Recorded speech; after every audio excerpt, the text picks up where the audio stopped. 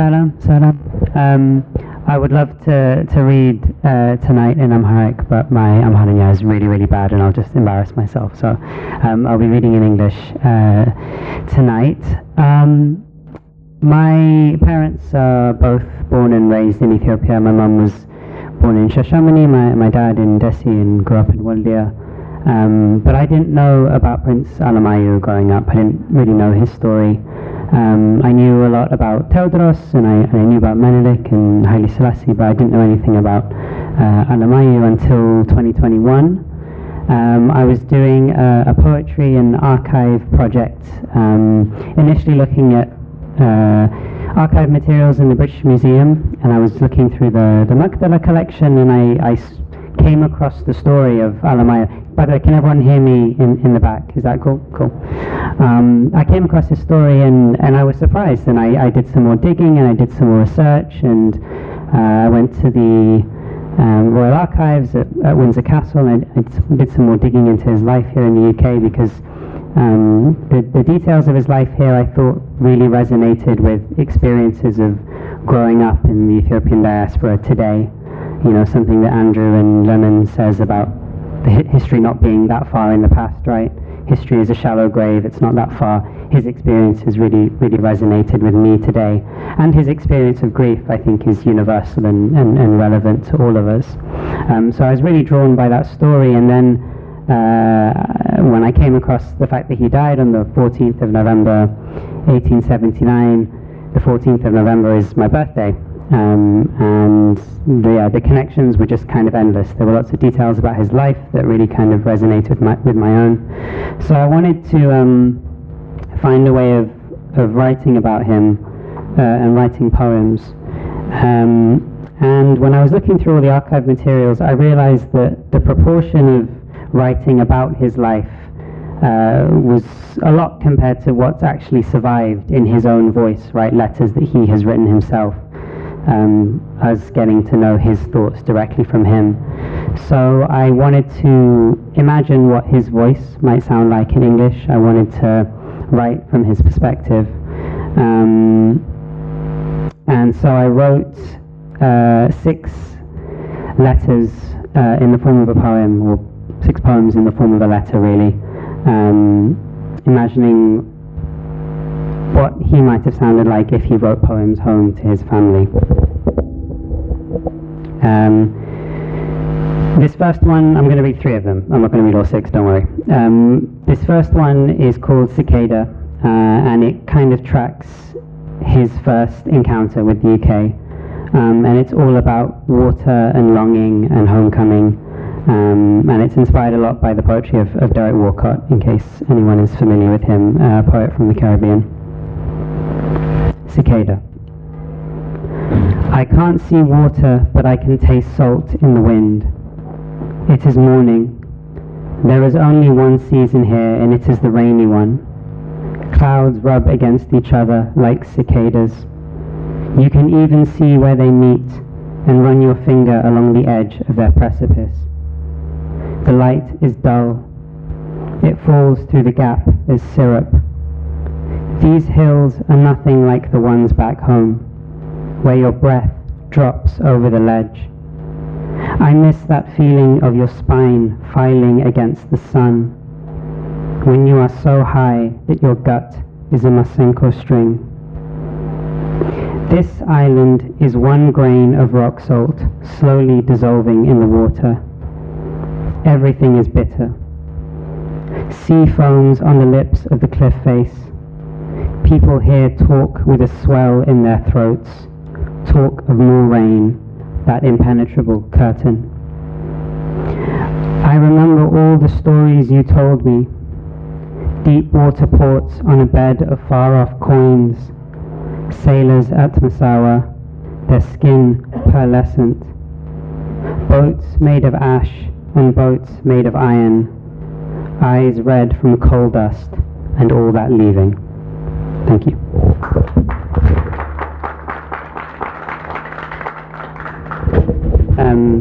So obviously Ethiopia is a landlocked country, and so I thought him journeying by sea would have been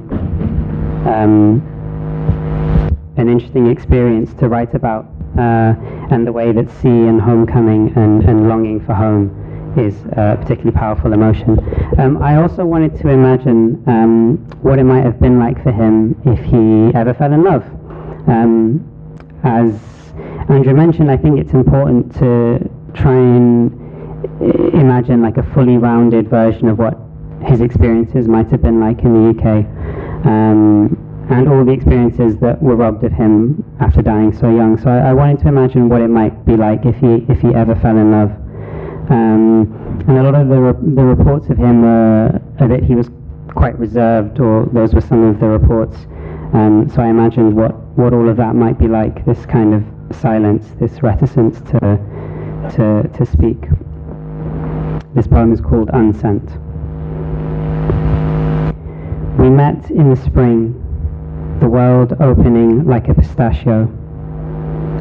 You were everything I wasn't expecting to find, a wish at the end of a dandelion seed.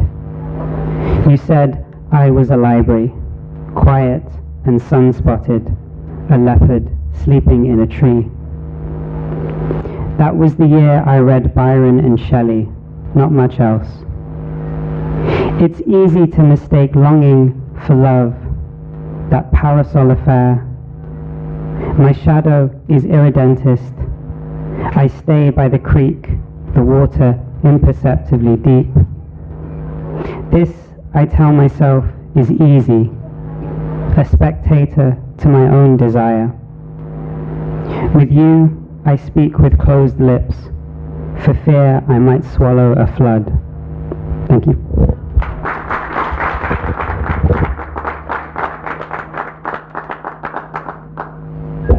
I'm going to read one more, I think.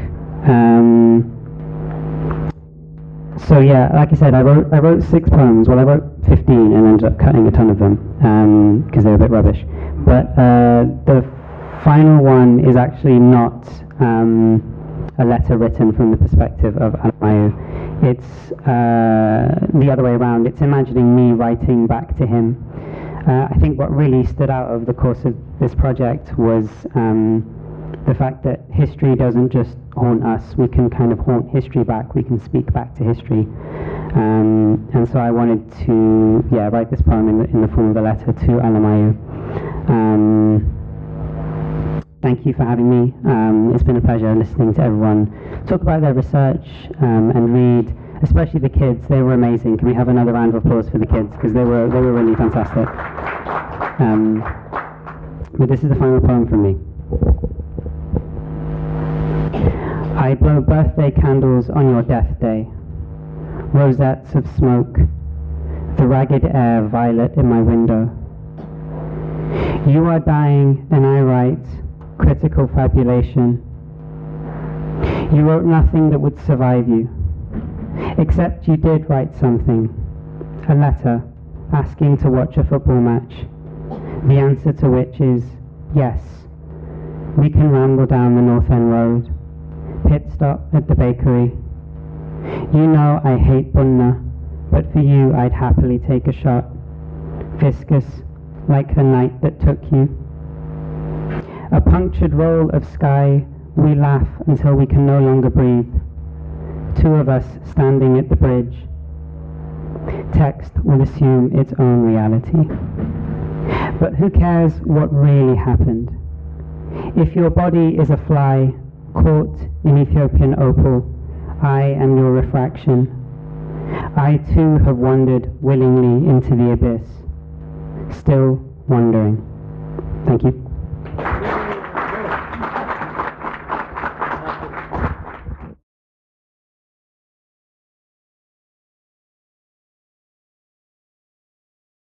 The Prince and the Plunder, and it's the most comprehensive list of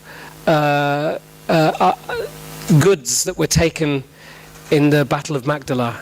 That's what this is, right? And the story of Alemayehu as well. And it came out in 2022. And of all of the work that I've seen that's been produced about Alemayehu, this is the most comprehensive account of this dispassionate account of the story, and that's kind of important, academic as well as popular. This particular book. I've enjoyed the book.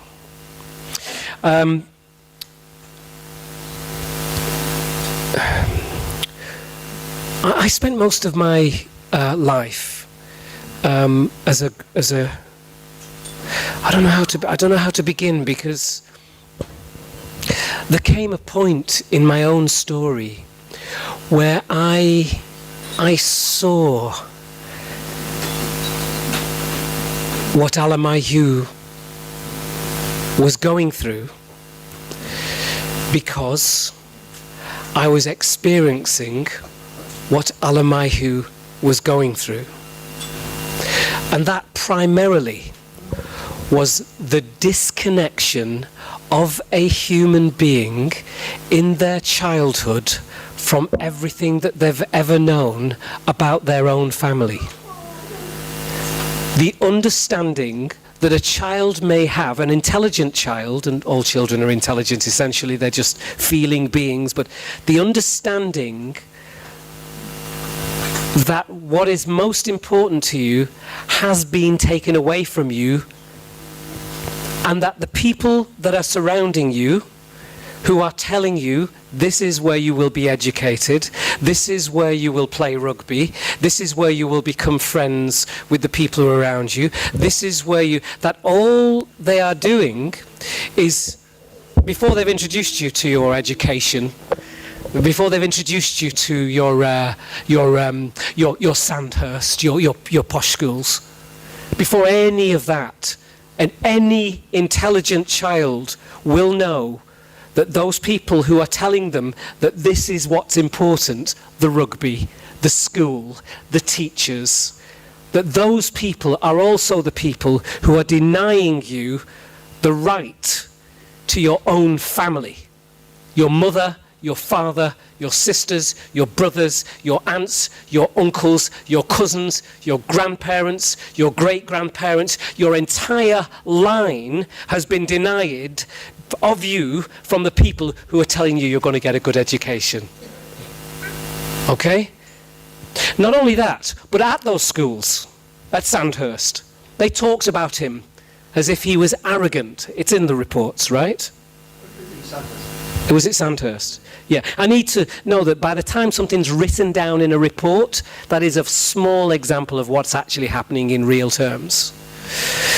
So the kindness of Captain Speedy, the kindness of him to look after the boy, was also shown when the government stopped giving Captain Speedy the money to look after the boy. Oh, Captain Speedy will tell us that he is, he'd given his life for this boy. He was a fan and lover of Ethiopia. When the government stopped giving him money for that boy, he got rid of him. He sent him to Leeds. Within a year of him being in Leeds, he was dead. Okay, so for all of the love and the passion of Captain Speedy, he lost the child when he became 18 years of age, when he stopped having money given to him by the government. So is that love? Is that care? Is that compassion? I mean, I'm asking you to ask that question, but what I know is that Alemayehu was asking himself that question when the man who took him from his country said he was his foster father, said he loved Ethiopia, said he got rid of him at 18 years of age when the government stopped giving him money. Now, let me share with you that we can celebrate the joy of this prince and his incredible spirit, because that is what he had, undoubtedly. But let us not assume that everything was okay and that this country didn't kill him. And I'll tell you why. Because he would be alive had he not been brought here. He would have been alive had they not sent him to the north of England, because he died of, what was it? Pleurisy, wasn't it? Or TB. Or TB, yeah, what was known as the poor man's disease. Yeah, a prince, a poor man's disease. he died of, within a year of the government taking the money away from Captain Speedy. Captain Speedy saying, I don't want anything to do with him, and sending him to the doctor, to the ransoms in Leeds. See, I know what it is to be denied your family, and for I know what it is for a family to say, we did this from the goodness of our hearts. We did this, and he turned out he was a naughty boy. He didn't appreciate us. He was angry at school. He was a rebel. He had no family, and he knew that the people around him had taken him from, yes, it's not a long time ago. Do you know what? I know it's not a long time ago because I started this talk, and I wanted to say to you that I knew about Alemayehu from 2006 and before. That I'd found, somebody told me, there's a prince. When Ethiopians were not speaking about Alemayehu, there's this prince, this guy, this Alemayehu, this prince. I was told about it a long time before. And I spoke about it when nobody was speaking about it. And I brought it, as I came to the newspapers when they asked me about poetry and Britain and I spoke about Alemayehu. And as I taught this country about my relationship to Ethiopia, while at the same time teaching Ethiopians about my relationship to Ethiopia, about how far I'd come from my own story to tell you that they'd stolen me and that I've been looking for you via my own family, that I was stolen from my mother and my father. And this is not about me. This is about England, and about Queen Victoria, and about her fascination with young children from the colonies, and about the government's ownership. This story, you know, the British were not, they didn't colonize Ethiopia. They stole a prince, and they brought him to England under the premise of what? Oh, that the king, okay, let's look at the evidence. Let's look at the evidence. One prince was being brought to England because I want us to celebrate him with joy, but I don't want us to pretend the complexity of what happened reflected in what this society is today and how it has grown today. If those plaques go up, they can't go up without this country knowing the depth of what it did. Otherwise, they are a facile kind of cosmetic washing of something that was deep that happened. I forgot where I was. I was saying something very specific. Where was I? Evidence. Alemayehu came to this country with one Ethiopian teacher, right? And with the Queen, right? I'm telling the whole story. The whole story, okay? So the Queen was with him, that's his mother, and one teacher. And what I've been told, I don't know whether it's in your book, but it's certainly Elizabeth Lard told me in there are various other places. You'll know this story. The Queen died on the way to the ship, on the journey. The Queen died, okay. So the Queen dies. The Queen dies, okay, on the way. Could be through loss of her husband as well, because I know that in Ethiopia that can happen as well. And in fact, anywhere in the world that can happen. The Queen dies on the way. As they're taking Alemayehu, the Queen's died. So there's one person left, one Ethiopian left, and that's the teacher. And we are told that Alemayehu dismissed his own teacher, right? So you back me up on that. So how old was Alemayehu? 6 or 7 years of age. We are told that Alemayehu at 6 to 7 years of age dismisses his teacher. You know that, I know that, and I'm telling you now that there's something not right, okay? The boy is coming to England on his own. Oh, the Queen dies on the way of an illness. Okay, that's kind of believable. And then the 6-year-old boy sends his teacher back, and his teacher, his Ethiopian teacher, a professor, goes, oh, okay, all right, I better leave you with these people to go to this other country. I better leave you because you've just said that. And we're supposed to believe that. Okay? What you had was one boy singularly taken from a great country that was not colonized. One single little boy taken from that country, on the idea that this is better for him.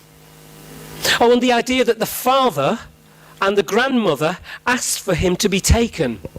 Okay, now I know that that could be the case. Let's say that that is the case, that the father said, before killing himself, he said, please take my son to England and educate him.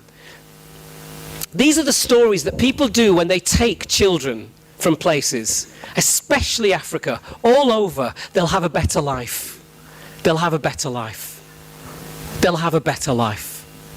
Look at his photographs and tell me, is he smiling in any one of them? And it was Alula Pankhurst from the Restitution Committee, a committee already established to actually identify everything that was being taken in Magdala and return it. You know, there is a journey that you're on, you know, and that we are all on. And this is part of, you know what's incredible about this event? It's Ethiopians. Because it will only happen, this will only happen inside the world when Ethiopians grasp this narrative. And there's a reason why we haven't. The time of the Derg meant that the education about the royal lineage was stopped. And so it means that people have not kept up with the story. Because if they had, if the lineage of the royalty had kept up as part of the education, then there would be, people would be rioting to make this, to get these bones of this boy back, or to get him commemorated. There's a reason why this pride is rising up now again, you know, about this story. And there's a reason why it's not happened before. Am I making sense? Is it okay for me to speak in such a way? So this is an exciting time. Bless you. Thank you. But regardless of all that, as a symbol of Ethiopia and a symbol of internationalism, actually, and of equality, and of peace, and of love, and of family, and of, you know, Alemayehu is the perfect, incredible symbol. And his life also shows what this country did, not Queen Victoria, by the way, the administration, did, how far it would go to own the soul or the body of the African, and I mean specifically Ethiopian, but actually of the African, because they did this all over Africa. So the evidence to me is that, firstly, they got rid of everybody so this boy could be taken alone. That's important. Question: what did happen with that professor where they're saying the prince at 6 or 7 years old told him to go back to, and he just went? They took this boy on his own without any family.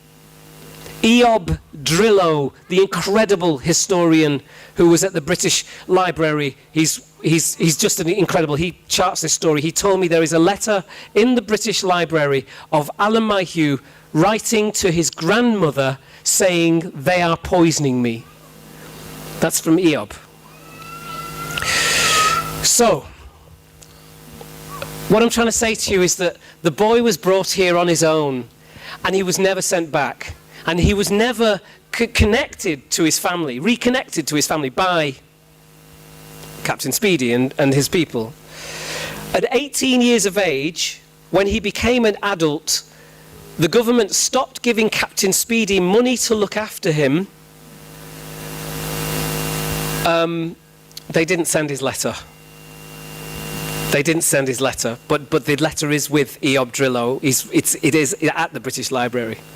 And call Eob and he'll tell you. But at 18 years of age, he dies within months of being let go because Captain Speedy didn't have the money. So I can establish one thing from that alone. It was not love, and it was not care that Captain Speedy had. It wasn't. If it was, he wouldn't have it wasn't a love of Ethiopia as well. He would not have let him go. He would not have built a relationship with a boy from 12 years of age to 18 years of age and then decided, you know what, that's it. Part of the reason I'm saying this is the emotional gravity of this. Also, being sent to boarding schools is a cruel thing to do to a child whose parents are not are both dead and who is not in contact with any family. To send a child to boarding school under that condition is cruel. How far can I go? Because there is some greatness towards the Victorian curiosity of into the world. There's something great about it. If we all had that kind of curiosity, it would be a wonderful thing. But it's a very short window before that curiosity becomes ownership. How can I own this thing that I found? My God, this place is beautiful. Is right next to. How can I own this place? What do they have? How can I get into their spirit? Into their heads? I'll measure their heads to find their intelligence. You know, it's a short window between the curiosity and the plunder of the spirit. So we get the plunder of goods. I understand that.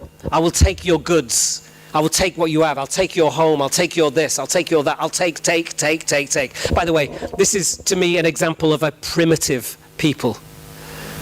People without an understanding of how to be a man or how to be a woman or how to be a family. This is dark, primitive ownership of human beings. This is what primitive is. So that idea of being able to own somebody's land, ultimately, at its worst state, is shown in owning the people. How can I own you? It doesn't matter race, it doesn't matter. It could be Ethiopians doing this, it could be anybody. It's when that's when the dark stuff happens. And the dark stuff is the stealing of children. And that's what happened here, in my opinion.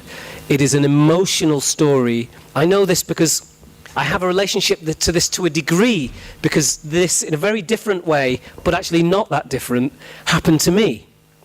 I was stolen from my mother. I had my name changed. I was given an education, which actually I never went to university. I'm a doctor 7 times, but I didn't go to university.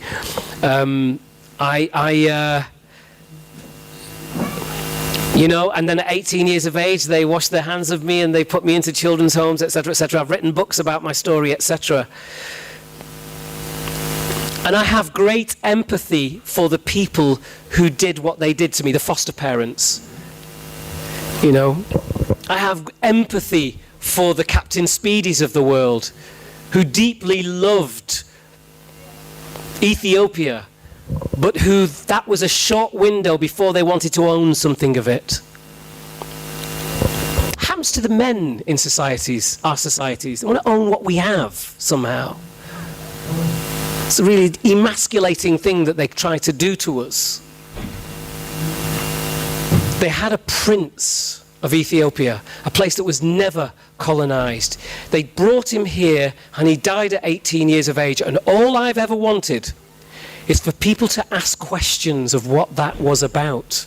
Just do a little investigation. How did he die at 18 years of age? Why did he never see his mum and dad or any of his family ever again? Ever again? Oh, he's playing rugby, is he? Is he smiling in that picture? Is he, you know, imagine your own child in that situation, being taken away from everything that they'd ever known. Look at your own journeys of going to other countries and how you had to read this different way of thinking about how people were judging you. What that did to your head.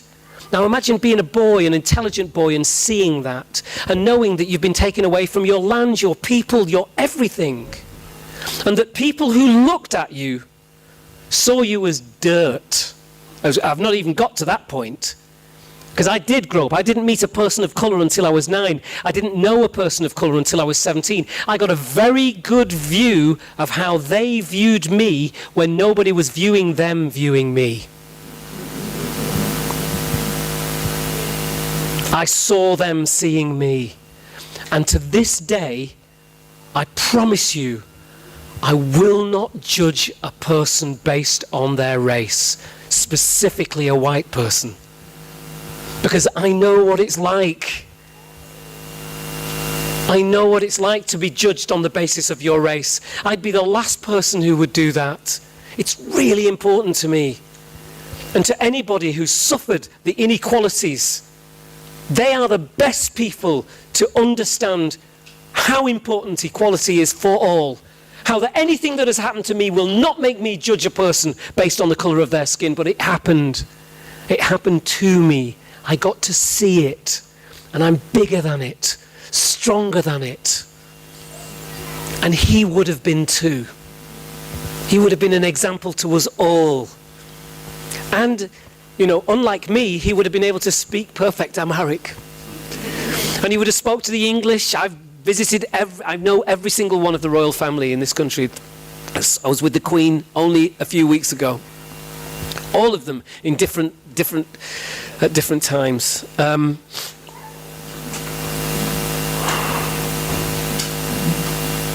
Yeah, I just ask that we consider this boy and what happened to him, and understand that what happened to him was a dark result of a very specific attitude, which was the dark side of the Enlightenment, of the Victorian era, of everything, the empire, of everything that this society is built on right now, which is why you won't hear it admitted to in such ways. But I am, as I always was as a child, as he was, a witness.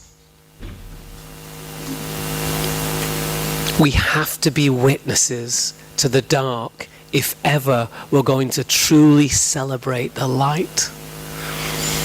It's the truth, Ruth. So I have seen this journey, and I'm glad to have seen you arrive, Andrew, you know, and it makes sense that you would. I was here before, you know, and this understanding of, and we need you. This understanding of Alemayehu as not a historical figure, that was always my point. That he's only a couple of granddads back is what I said. He was just a couple of grandfathers back. But it's easy for this country to forget him. You see, not so long ago they found remains of King, who was it? King Richard, where was that? In Leicester? Oh my God, I was in Leicester the other day. Is it Leicester or Nottingham? It's a car park. I was in Leicester the other day, literally the other day. All of the places that you've named, I've read poetry there, I've given speeches there. 4 weeks ago, I was in Leeds speaking at the Royal Armoury in Leeds to every single one of the CEOs from every single council in Britain. They do one gig a year where they all come together, whatever their political views are, you know, left, right, whatever. The CEOs of every council in the country, and I gave the keynote address at the end of their conference to speak about children's services in every council and the government being best exemplified by how it treats its child. It was called the Solace Summit. Why am I telling you this? Because I've got a very strong relationship with Leeds. The Ransoms, the family from that house wrote to me. The woman in New Zealand who got a lock of Alemayehu's hair saw a post I'd done on my blog, wrote to me about his hair. I then asked her to write to Alula Pankhurst. Alula Pankhurst then spoke to the Restitution Committee. They then spoke to the embassy in London. Then the woman came over from London, blah, blah, blah, blah. We need to be across this, with Andrew and all of the other people who are writing books about Alemayehu, but we also need to be writing them as well. It's very important to acknowledge Eob Drillo, who's the greatest academic, a young guy in his 40s, 30s, 40s. I can say young guy in his 30s, oh my God. I just want to say it's an honor to be speaking with a relative of Alemayehu.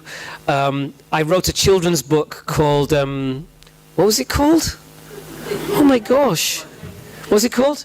It's called Don't Ask the Dragon. And the central character in it is called Alemayehu. And it did very well. It's called Don't Ask the Dragon, and it's all about Alem. And there's one point in the children's book where Alam says, no, the dragon says, or somebody says, what Alem means. Alem. You know what it means. It means world. it means world. Alem, it means world, man. World, it means world. My name is Lemon. It means why. Our names are important. My mother's name is Yemareshet. Names are important. It means world. I'm really honored to have been able to speak with you, and thank you for allowing me to speak with you. One day I'll speak with you in Amharic, and we will all cry. It's been a long time. I have not learned, but still. Thank you for allowing me to... በመቀጠል ከአስተባባሪ ኮሚቴው የልሁል አለማየሁን ቴዎድሮስ አጭር የህይወት ታሪክ ለግንዛቤ ያህል ከአስተባባሪ ኮሚቴ አቶ መንገሻ መልኬ እንዲያቀርቡልን ወደ መድረክ ጋብዛለሁ። አቶ መንገሻ መልኬ ወደ መድረክ።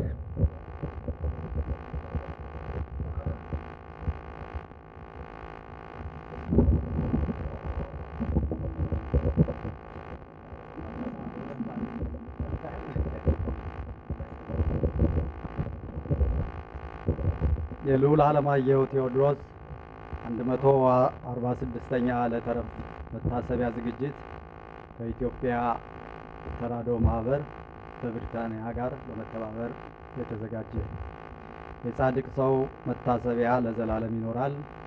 መዝሙር 111:6 የልዑል አለማየሁ ቴዎድሮስ ዘኢትዮጵያ አጭር ታሪክ ከ1853 እስከ 1871 ዓመተ ምህረት የልዑል አለማየሁ አባት ዳግማዊ አጼ ቴዎድሮስ ንጉሠ ነገሥት ዘኢትዮጵያ በሀገር ውስጥና በውጭ ሀገር ቅንብር የተነሳውን ኢትዮጵያን የሚያፈርስ ጠላት ሁሉ ድል አድርገው ታሪካቸውን በኢትዮጵያ አንድነት ማማ ላይ የገነቡ ዘመናዊ ኢትዮጵያን በጠንካራ መሰረት ላይ ያቆሙ ለሀገርና ለሕዝብ የሚጠቅም ሰፊ ዓላማና ሰንቀው የተነሱ በዘመናቸው ከነበረው ትውልድ ያስተሳሰብ ልዕቀትና ርቀት የነበራቸው ለኢትዮጵያ ብቻ ሳይሆን የአፍሪካ ኩራትና ስመገናና ሆነው ያለፉ ንጉሥ ናቸው። አጼ ቴዎድሮስ ከዘመነ ንግስናቸው በፊት ሆነ በኋላ 5 ልጆችን እንደወለዱ የተረጋገጠ ሲሆን በትግል ዘመናቸው አብረው ሲወጡና ሲወርዱ በኋላም በሥርዓተ ንግስናቸው ባለቤታቸው ከእቴጌ ተዋበች ልጅ አልወለዱም። እጅግ የሚወዳቸው የንግስና ባለቤታቸው እቴጌ ተዋበች በድንገት ህመም በማረፋቸው ሐዘናቸውን ለፈጣሪያቸው ካሰሙ በኋላ እንደገና ከአጼ ፋሲል የዘር ሐረግ ከሚወለዱት በዘመነ መሳፍንት ገናና ስም ከነበራቸውና የበጌ ምድር መስፍን ከነበሩት ከደጃዝማቹ የኃይለ ማርያም ልጅ ወጣቷ እቴጌ ጥሩ ወርቅ ውቤ በታላቅ ንጉሳዊ ማዕረግ ካገቡ በኋላ የልዑል አለማየሁ ቴዎድሮስ ዕለተ ጽንስ ልደትና የሕይወት ታሪክ መነሻ ከዚህ ጋብቻ ቀጥሎ ይጀምራል። ልዑል አለማየሁ ከአባታቸው ንጉሠ ነገሥት አጼ ቴዎድሮስ ዳግማዊና ከእቴጌ ጥሩ ወርቅ ውቤ ኃይለ ማርያም ሚያዝያ 16 ቀን 1853 ዓመተ ምህረት በጎንደር ጠቅላይ ግዛት በደብረ ታቦር ከተማ በደብረ ልዑል መድኃኔ ዓለም ደብር ተወለዱ።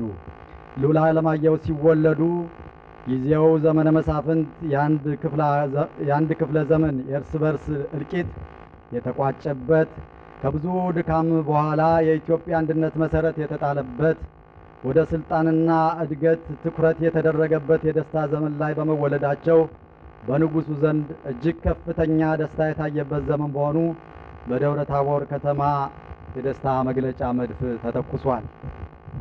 የልዑል አለማየሁ ቴዎድሮስ ልደት ስናስብ አሰቃቂና ጎታች የሆነውን የታሪክ አሻራ ያለውን የዘመነ መሳፍንት ጦርነት ከስሞ ኢትዮጵያ ወደ ቀደመ የግዛት አንድነት የተሸጋገረችበት የመጀመሪያው የብረታ ብረት ኢንዱስትሪ ደብረ ታቦር ጋፋት ላይ የተሰራበት እንግሊዝን ጨምሮ ከውጭ ሀገር ታላላቅ መንግስታት ጋር አዲስ ዲፕሎማሲያዊ ግንኙነት የተጀመረበት ወቅት ነበር። ልዑል አለማየሁ ቴዎድሮስ እስከ 7 ዓመታቸው ድረስ በአባታቸውና በእናታቸው እቅፍ ከቆዩ በኋላ በመቅደላ ጦርነት ምክንያት ልደታቸውን በታላቅ ደስታ የተቀበለቻቸው ምድር መራር የሆነ ሐዘን እንዲጋፈጡ ጋበዘቻቸው። በመሆኑም ልዑል አለማየሁ የሕይወት ታሪክ ስንዘክር በአጼ ቴዎድሮስ ንጉሠ ነገሥትና በእንግሊዝ ንግሥት ቪክቶሪያ ጦር መካከል መቅደላ አፋፍ ላይ በ1960 ዓመተ ምህረት የተደረገውን ጦርነት በመጠኑም መዳሰስ ያስፈልጋል። አጼ ቴዎድሮስ በሀገር ውስጥና በየክፍለ ሀገሩ የተነሳውን የዘመነ መሳፍንት የእርስ በርስ ጦርነትና የኃይል የበላይነት ለመፍጠር የሚደረገውን አስቸጋሪ ውዝግብ በብዙ ልክና ብልክ አስጨራሽ ድካም ከደመሰሱ በኋላ ከሀገራቸው ኢትዮጵያ ግዛት አንድነቷ የተከበረ ዘመናዊ አስተዳደር፣ ፍትህ፣ ርትህ የሰፈነባት የስልጣን እድገትና የብልጽግና የበለጸገባት ኢትዮጵያ መፍጠር ጽኑ ዓላማቸው ነበር። ስለዚህ ለዚህ ዓላማቸው መሳካት በየጊዜው ከዓለም ከተቆጣጠረችው በሁለንተናዊ መልኩ ሀያል ከነበረች በዚያን ዘመን አነጋገር በእንግሊዝ ምድር ፀሐይ አትጠልቅም ተብሎ በሚታመንበት ታላቋ እንግሊዝ ሀገር ለንግሥት ቪክቶሪያ ወዳጅነትን ማድረግ ለሀገራቸው እድገት የሚበጅ ለዓላማቸው መሳካት ቁልፍ ሚና የሚጫወት መሆኑን በመረዳት ለወዳጅነት የሚያበቁ ደብዳቤዎችን በመጻጻፍ የክብር ስጦታ በመለዋወጥ ተስፋ የተጣለበት አጭር ጊዜያትን ያስቆጠረ ግንኙነት አድርገዋል። አጼ ቴዎድሮስ ለመጨረሻ ጊዜ ለንግሥት ቪክቶሪያ የጻፉት ደብዳቤ በወቅቱ ሳይደርስ ነገር ግን ደብዳቤው እንደደረሰና ምላሽ እንደተነፈጋቸው ሆኖ የተሳሳተ መረጃ የደረሳቸው ሲሆን በዚህም ሳቢያ የሚፈልጉት የወዳጅነት ጥያቄ ምላሽ ከተጠበቀው ጊዜ በላይ በመዘግየቱና ለዚህም ጉዳይ በኢትዮጵያ የነበሩትን የእንግሊዝ መልእክተኞች በኃላፊነት ተጠያቂ አድርገው በማሰራቸው ምክንያት በተነሳ ውዝግብ የተፈጠረው የመቅደላ ጦርነት ማስታወስ የልዑል አለማየሁ የሕይወት ታሪክ ውስጥ ከፍተኛ ገጽታ ያለው ነው። መቅደላ ጦርነት በአፍሪካ ለመጀመሪያ ጊዜ የኢትዮጵያ ንጉሥ በዓለም ላይ ገናና የነበረችውን የእንግሊዝ መልእክተኞች አስረው ለፍርድ ያቀረቡበት ዘመን ነው። በወቅቱ ዓለም የተቆጣጠረችው ስልጡን ወታደር ዘመናዊ የጦር መሳሪያ ከታጠቀች የእንግሊዝ ሀገር ጋር በግንባር የተደረገ ታሪካዊ ጦርነት ነው። ይህ የመቅደላ ጦርነት የንጉሱን ጽናት ይበልጥ ጎልቶ የወጣበት በኢትዮጵያ ታሪክ ምዕራፍ ውስጥ ጉልህ ሚና ያለው ጦርነት ቢሆንም በመጨረሻ የኃይሉ ሚዛን በእንግሊዝ እጅ ስለወደቀ እንደ ፊት አውራሪ ገብርዬ የመሳሰሉት ጀግኖች ከተሰዉ በኋላ ንጉሠ ነገሥት አጼ ቴዎድሮስ ተሸናፊነትን አልቀበልም በሚል ጠንካራ አቋም ለኢትዮጵያ የተማራኪነትና የተሸናፊነትን ታሪክ አሻራ ከማስረከብ ይልቅ የወገባቸውን ሽጉጥ መዛው ራሳቸውን ተኩሰው በመግደል በምትኩ የአሸናፊነት ታሪክ ሆኖ እንዲቆጠር በማድረግ በወሰዱት ቆራጥ እርምጃ የተጠናቀቀ ጦርነት ነው። ከመቅደላ ጦርነት ፍጻሜ በኋላ በንጉሠ ነገሥቱ ልጅ ልዑል አለማየሁ ቴዎድሮስና በእናታቸው በእቴጌ ጥሩ ወርቅ ውቤ ላይ የመከራ ጥላ አንዣበበ።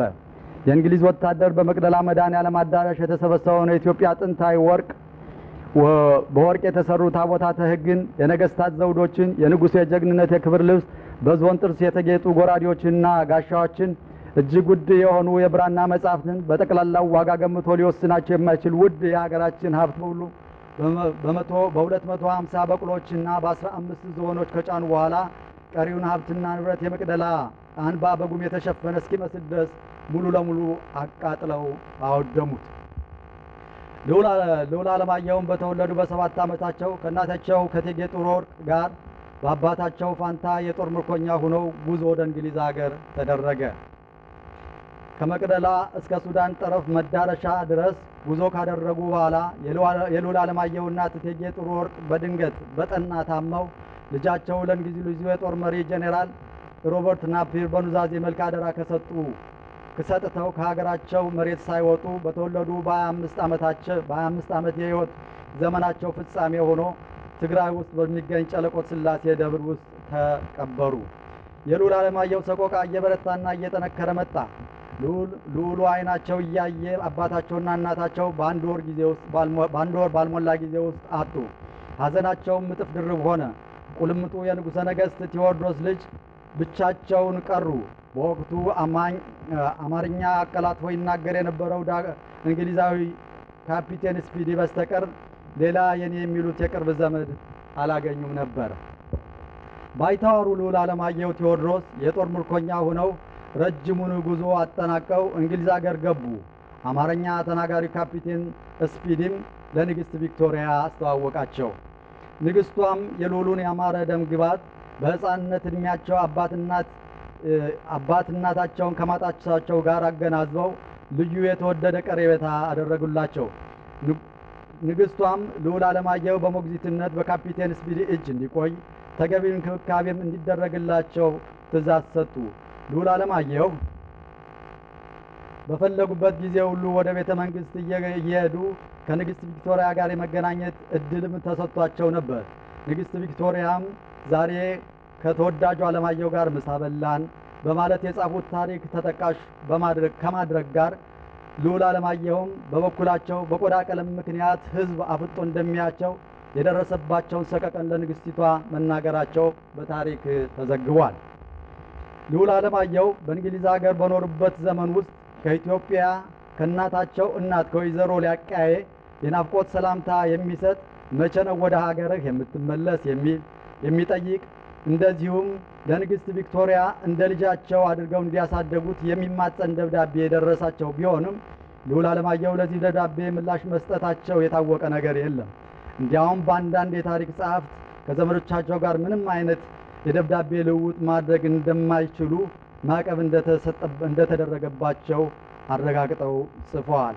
ቀጥሎም አሳዳጊያቸው ካፒቴን ስፒዲ በሥራ ምክንያት ወደ ህንድ ሲዛወር ልዑል አለማየሁ አብረው ወደ ህንድ ሀገር ሄደው ለትንሽ ጊዜያት የቆዩ ቢሆንም የእንግሊዝ መንግስት ፓርላመንት በጉዳዩ ላይ ተወያይቶ ልዑል አለማየሁ በአስቸኳይ ወደ እንግሊዝ ሀገር እንዲመለሱና ትምህርታቸውን እንዲከታተሉ ውሳኔ አሳለፈ። ልዑል አለማየሁ ቴዎድሮስ በመንግስት ልዩ ትእዛዝ ወደ እንግሊዝ ሀገር መጥተው ሎከር ፓርክ በሚባል ትምህርት ቤት የመጀመሪያ ደረጃ ትምህርታቸውን ሲከታተሉ ቆይተው እንደገና ወደ ቻልትሃም ተዛውረው በቀጣይ ትምህርታቸው ላይ ከቆዩ በኋላ ያላቸው ዝንባሌ ተጠንቶ ራግቤ ስኩል ገብተው ስፖርታዊ ትምህርት ተምረዋል። ቀጥሎም ሮያል አርሚ ኮሌጅ ገብተው የመጀመሪያ ጥቁር አፍሪካዊ ተማሪ ሆነው የወታደራዊ ሳይንስ ስልጠናና ትምህርት ተከታትለዋል። ሆኖም በወቅቱ በደረሰባቸው የቆዳ ቀለም ልዩነት ሰቀቀን ምክንያት ደስተኛ አለመሆናቸው ታውቆ ደቡባዊ ምዕራብ ኢንግላንድ ሊድስ ተብሎ ወደሚጠራው ከተማ ተዛውረው ሴሌር ራንሰም በሚባል መምህር አማካኝነት የቤት ውስጥ ትምህርታቸውን እየተከታተሉ ባሉበት ወቅት ባደረባቸው የሳንባ ምች ህመም ምክንያት ለ6 ሳምንታት በሕክምና ሲረዱ ቆይተው በተወለዱ በ18 ዓመታቸው በህዳር ወር 1871 ዓመተ ምህረት ከዚህ ዓለም በሞት ተለዩ። ቀብራቸውም በንግሥት ቪክቶሪያ ትእዛዝ የወታደራዊ ስነ ስርዓት በታላቁ ዊንዘር ቤተ መንግስት በክብር ከተፈጸመ ነው ዛሬ 146ኛ ዓመት ተቆጠረ። ልዑል አለማየሁ ቴዎድሮስ አባታቸውና እናታቸው በሞት ከተለዩ ጀምሮ ቋንቋቸውን በማያውቁ በቆዳ ቀለም በማይመስሏቸው ሰዎች እጅ ወድቀው የሀገራቸውን ባህል፣ ቋንቋ፣ የአየር ንብረትና የቅርብ ዘመድ አዝማድ ሁሉ ጥለው ኢትዮጵያን ዘውዳዊ ስርዓት ወክለው የጦር ምርኮኛ ሆነው በእንግሊዝ ሀገር እንዲኖሩ የተገደዱ እጅግ ውስብስብና አሳዛኝ በሆነ የህይወት ጉዞ ውስጥ ያለፉ በእንግሊዝ ሀገር የመጀመሪያው ጥቁር ኢትዮጵያዊ ምንም የቅርብ ታማኝ አማካሪ ዘመድ ያጡ እጅግ አስከፊና በጣም ደስተኛ ያልሆነ ህይወት በብቸኝነት የገፉ ልዑል ናቸው። ልዑል አለማየሁ በታሪክ እጅግ ብዙ ምርምር የሚጠይቅ ተጽፎ ያልተቋጨ ተነቦ ያላለቀ መጽሐፍ ነው። ዓለም በነጮች የበላይነት ቁጥጥር ስር በወደቀችበት ወቅት ጥቁር ሰው ለነጭ አገልጋይ ሆኖ ተፈጠረ ብሎ በሚታመንበት የፍልስፍና ዘመን ውስጥ አንድ ጥቁር ሰው በነጮች መካከል የጦር ምርኮኛ ሆኖ ማደግ ብዙ የስነ ልቦና በደልን፣ የአእምሮ ቁስልና ሰቀቀንን ተሸክሞ ያደገና እንደተሸከመ የተቀበረ ልዑል መሆኑን መገንዘብ አለብን። በመሆኑም ጥልቅ ታሪክ ያለው የልዑል አለማየሁ ቴዎድሮስ ፍጻሜ ሕይወት መታሰቢያ ባደረግንበት በዛሬው ዕለት የታሪክ ጠበብት፣ የስነ ልቦና ባለሙያዎች እንደዚሁም ከያንያን ጭምር በማሳተፍ ልዑሉ በእንግሊዝ ሀገር የጦር ምርኮኝነት በቆዩበት የሕይወት ዘመን ውስጥ የደረሱበትን የምርምርና የጥናት ውጤት ጭብጥ እንዲያካፍሉን ጋብዘናል። ልዑል አለማየሁ አስቸጋሪና ከባድ ሕይወት ለማለፋቸው ትልቁ ማስረጃ የዕለተ ሞታቸውን ዜና ድንገት የሰሙት እና የተደናገጡት ንግሥት ቪክቶሪያ በግል ማስታወሻ የክብር መዘገባቸው እንዲህ ሲሉ ጽፈዋል። Very grave and shocked to hear by telegram that the good Alemayehu had passed away this morning. It is too sad, alone, in a strange country, without any single relative belonging to him. He was no happy life, full of difficulties of every kind, and was so sensitive, thinking that the people stared at him on the account of skin color. በማለት ያሰፈሩት ታሪካዊ ቃል መመርመር ብቻውን ልዑል አለማየሁ ለ11 ዓመታት በእንግሊዝ ሀገር በጦር ምርኮኝነት ሲኖሩ ምን ያህል አስቸጋሪና አስከፊ በብቸኝነት የተሞላ የሰቀቀን የሕይወት ጉዞ ውስጥ እንዳለፉ በግልጽ መረዳት ይቻላል። አጼ ቴዎድሮስ ለእናታቸው ለወይዘሮ አትጠገብ ወንድ በወሰን ብቸኛ አንድ ለእናቱ እንደሆኑ ሁሉ ልጃቸው ልዑል አለማየሁ ቴዎድሮስም ለእናታቸው ለእቴጌ ጡር ወርቁ የኃይለ ማርያም ብቸኛ የበኩር ልጅ ናቸው። የዚህ ታላቅ ኢትዮጵያዊ ታሪክ አሻራ ባለቤት የሆኑት ልዑል አለማየሁ ቴዎድሮስ ከተወለዱ 164 ዓመት የተቆጠረ ሲሆን ከዚህ ዓለም በሞት ከተለዩ ደግሞ 146 ዓመታቸው ነው። ኢትዮጵያውያን ዛሬ በአዲስ መንፈስ ተነሳስተን የልዑል አለማየሁን ዕለተ ዕረፍት ስናስብ የኢትዮጵያ መንግስት ወክለው በጦር ምርኮኝነት በብቸኝነት ማለቂያ በሌለው በሐሳብ ውቅያኖስ ውስጥ እየዋኙ ከራሳቸው ጋር ዕለት ተዕለት እየተሟገቱ በሰቀቀን ያለፉትን የሕይወት በአይነ ህሊናችን እየቃኘን ነው። በተጨማሪም በግፍ የተዘረፉትን አብዛኛዎቹ እንዳልባሌ የተበተኑትን የኢትዮጵያ ቀደምት ታሪክ አንጸባራቂ ቅርሶች ሁሉ እያስታወስን መሆኑ መታወቅ አለበት። ዛሬ የምንዘክረው የልዑል አለማየሁ የዕለተ ዕረፍት መታሰቢያ የሚከናወነው ለንደን በሚኖሩ የአጼ ቴዎድሮስ ትውልዶች የቅርብ አስታዋሽነት የታሪክ ባለቤትነት ግዴታቸውን በተረዱ ኢትዮጵያውያን ህብረት በኢትዮጵያ ኦርቶዶክስ ተዋሕዶ ቤተክርስቲያን ካህናት ጸሎት በእንግሊዝ ሀገር የኢትዮጵያ ኮሚኒቲ ተባባሪነት ታሪክ አስታዋሽና ዘካሪ የሌለውን እንደዋዛ ታሪክ አስታዋሽ ከሌለው እንደዋዛ ይዘነጋል፣ በመጨረሻም ይጠፋል። በመሆኑም ወድቆ ይነሷል በእጅ ዘግይቶ ይከብራል በልጅ እንደሚባለው ሁሉ ሰፊ የኢትዮጵያ ታሪክ ተሸክሞ ለረጅም ጊዜ የተዘነጋውን የልዑል አለማየሁ ቴዎድሮስን ዕለተ ዕረፍት ዝግጅት ላይ የተሳተፋችሁ ኢትዮጵያውያን ሁሉ ከፍተኛውን የሀገራችሁን ታሪክ አሻራ በኢትዮጵያዊ ስሜትና አንድነት በመዘከራችሁ ትልቅ ክብርና ኩራት ሊሰማችሁ ይገባል። ወደፊት የታሪኩን ታላቅነት በማውሳት ልዑል አለማየሁ ከንግሥት ቪክቶሪያ ጋር የነበራቸውን ቀረቤታ በማገናዘብ ከሁሉም በላይ በመከራም ሆነ በደስታ ኢትዮጵያ ከእንግሊዝ ሀገር ጋር ያላትን የጠበቀ ታሪካዊ ግንኙነት አጉልቶ በማሳየት ልዑል አለማየሁ በእንግሊዝ ሀገር ታሪካቸውን አጉልቶ በሚያሳይ መልኩ ሊሰሩ የሚገባቸውን ቋሚ ገላጭና ቀጣይነት ያላቸው ተግባራትን ለማከናወን እቅድ የተያዘ በመሆኑ ለዚህ ሁሉ የኢትዮጵያውያን አንድነትና ትብብር ወሳኝ ሚና እንዳለው በአጽንኦት ለማሳሰብ እንወዳለን።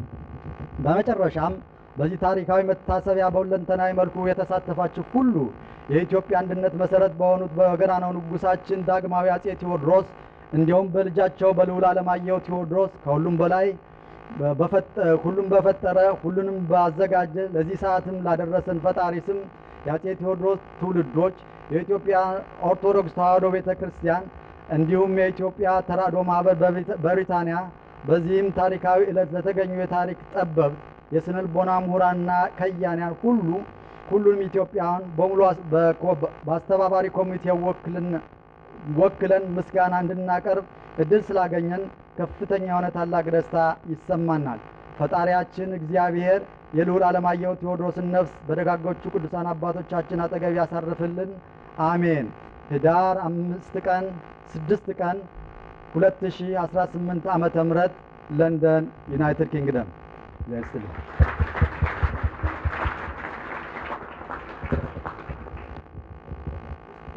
We've prepared, this is a painting that I've done to commemorate Prince Alemayehu, and I have a poem as well. My sister has a speech on what he might have done if he was alive, and my two brothers have a letter both in Amharic and in English.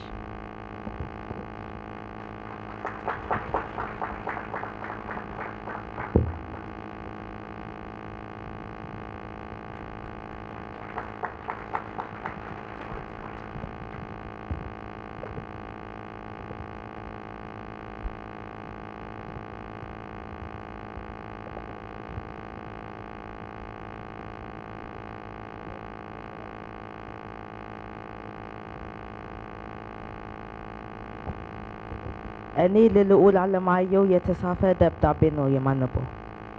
የተከበርከው ውድ ልዑል አለማየሁ፣ ዛሬ እኛ ወገኖች በፍቅር ተሰብስበን ያቺን ከዚህ ዓለም ያረፍክባትን ያከበርን እንገኛለን። በጣም ትንሽ ሆነ ሀገርህን በወጣትነት ደግሞ ብዙ ነገሮች መለወጥና ማድረግ የምትችልበት ጊዜ ሲቃረብ ከዚች ዓለም በመለየት ትልቅ ሀዘንና ቁጭትን ቢሰማንም ልናሳወቅ የምንፈልገው ታሪክ እንደ መብራት በልባችን ይበራ እንደሚኖር ነው። እኛ በውጭ ሀገር የተወለድን ልጆች አንተን በተለየ መልኩ የምንወድና የምናከብር በልዑልነትና የጀግናው ንጉሥ የአፄ ቴዎድሮስ ልጅ በመሆን ብቻ ሳይሆን ከቤተሰቦቻቸው፣ ከሀገራቸው፣ ከባህላቸው ተነጥሎ በዓለም የተሰደዱ ሕፃናት መወከልም ጭምር ነው። ትንሽ ሆነ ትልቅ ሰው ሊወጣው የሚያክተው እነዚያን አስቸጋሪ ጊዜዎች እንዴት ተቋቁመ እንዳሳለፍካቸው ለማወቅ ይከብዳል። የደረሰብህን ሁሉ ለማሰብ ቢያስጨንቅንም እግዚአብሔር እናትህም አባትህም እንደነበረ ግን እርግጠኞች ነን። በሕይወት ኖረህ የሀገርህን ውበትና ሕዝቦቿ እንዴት እንደሚወዱ አይተ ቢሆን ደስ ይልን ነበረ። እኛ የኢትዮጵያ ልጆች አንተን ስናስታውስ ዋጋ የከፈሉልን ሁሉ ጭምር ነው። እስከ መቼም አንረሳችሁም። ነፍስን በሰላም እንዲያሳርፍልን አምላካችንን እንማጽናለን። በሁላችን ልብ ውስጥ ለዘላለም ትኖራለህ። እንወድሃለን፣ እናከብራለን። የኢትዮጵያ ልጆች አመሰግናለሁ።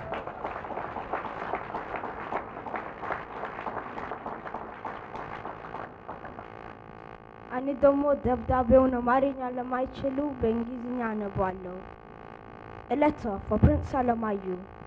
Dear Prince Alemayehu, we write to you today with love and remembrance to commemorate the little time you had on earth. Though you left this world so young and so far from home, we want you to know that you are never forgotten and your story shines bright like a light in our hearts. We love and respect you, not only as a Prince of Ethiopia with noble heritage as the son of Emperor Tewodros, but also as a symbol of all children who have been separated from their families, their land, and their culture.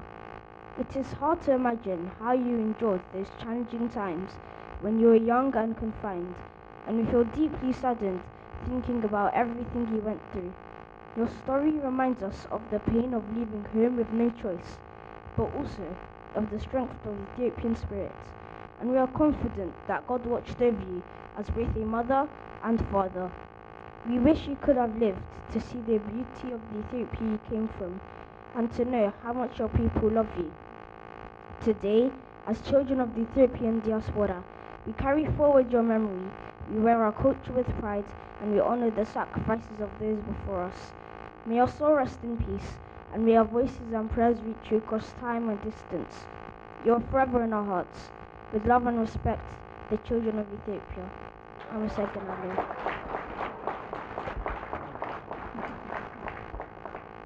ልዑል አለማየሁ በሕይወት ቢኖር ምን ያድግ ነበር? ልዑል አለማየሁ ያለፈበትን አስጨናቂ ጊዜና ፈተና ሰምተናል፣ አንብበናል። በዚህ ዘመን ቢኖር ምን ያድግ ነበር ብለን ስናስብ የደረሰበትን መከራና ችግር የምናስታውስበት ሳይሆን የተስፋ የኩራትና የብርታት ምሳሌ ይሆንን ነበር። ከንጉሳውያን ቤተሰብ የተወለደ ሕፃን በነዛ ትንንሽ ዓይኖች ውስጥ ትልቅ አገር እንደያዘ ወደ ሩቅ የማያውቀው ዓለም የተወሰደ ነገር ግን በሕይወት ኖሮ ያ ታሪክ ቀጥሎ የሆነውን ሁሉ በራሱ አንደበት ለዓለም ባስተላለፈ ነበር። ልዑል አለማየሁ ዛሬ ላይ ቢኖር እንደ ድልድይ ሆኖ የጥንቷን ታላቂቱን ኢትዮጵያ ከአሁኑ ዘመን ታዳጊዎች ጋር ያገናኝን ነበር። የዲያስፖራ ልጆች በመወከል ድምጽ የሆናቸው ነበር። ለእነሱም ማንነት የሚደስቱበትና የሚኮሩበት መሆኑን ይነግራቸው ነበር። በዓለም እየዞረ ሕይወት ወደ የትም ብትወስድን የተወለድንበት፣ ያደግንበት፣ የመጣንበት ብርታታችንና ኃይላችን እንደሚሆን ያጋራን ነበር። በየትምህርት ቤቱ፣ በየኮሚኒቲው እንዲሁም በዓለም መድረክ ላይ ባህል ሸክም ሳይሆን ስጦታ መሆኑን ይገልጽልን ነበር። ወደ ተወለደባት ምድር ወደ ሀገሩ በመመለስ መቅደላ አፋፍ ላይ በመቆም እንዲህ ይል ነበር። ወደ ቤቴ ተመለስኩ።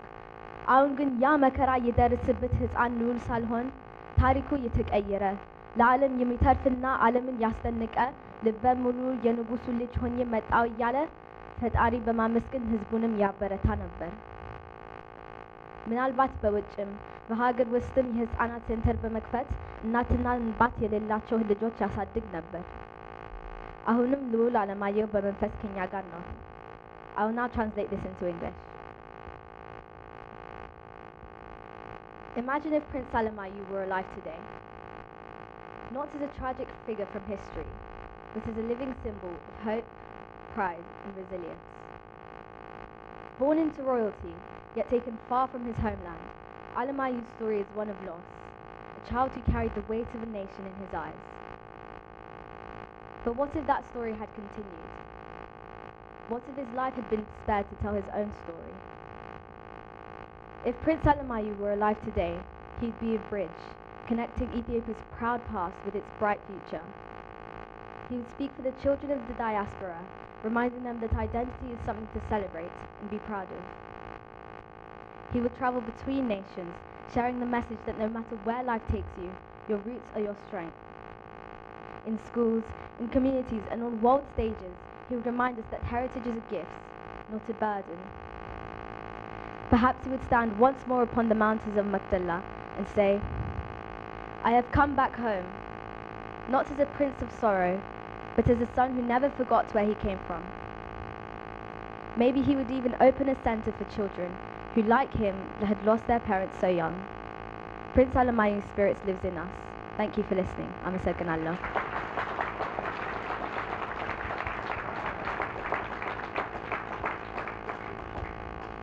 የኔ ደግሞ ግጥሙ ርዕስ የተነጠቀ ልጅነት ይላል። ውቅያኖስ አሻግረው ባድ አገር ሲወስዱት ምርጫው ይሁን አይሁን ከቶ መች ጠየቁት። ማለዳ ሲነሳ ገና አይኑን ሲገልጠው በሰው የሚከበብ ነበር የንጉስ ልጅ። 3 ወራት በሙሉ በመርከብ ተጓዘ ወድቆ በእንግሊዝ እጅ። ንግስቷ ብትወደው ልጆች ቢያጫውቱት በቀልሙ ምክንያት ለየት ይላል ብለው አተኩረው ቢያዩት በሚያምረው አይኑ ውስጥ ጥልቅ ፍቅር አየን ብለው ቢያወድሱት ልዑል በመሆኑ በግርማ እንዲኖር ሐር እንቁ ሲያለብሱት በሐዘን ተውጦ ማንም አልተረዳው የውስጡን አላዩት። እሱ ወደሚያውቃት በልቡ በያዛት ወደ ውድ አገሩ በሀሳብ ይሻገራል። ድምፁን ዝቅ አድርጎ መልእክት ቢያደርስልት ከንፋስ ያወራል። ሰውንም ብርዱንም መልመድ አልሆነልኝ ኑ መልሱኝ ይላል።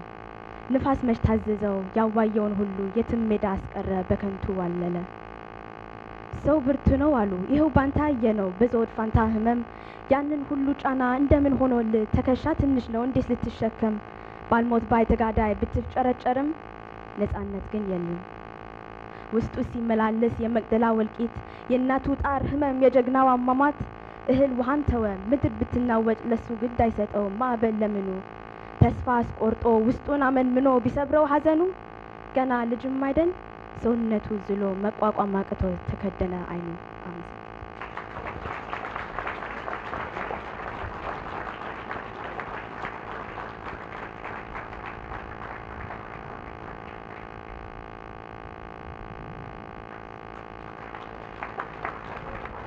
ስላዳመጣችሁን እናመሰግናለን።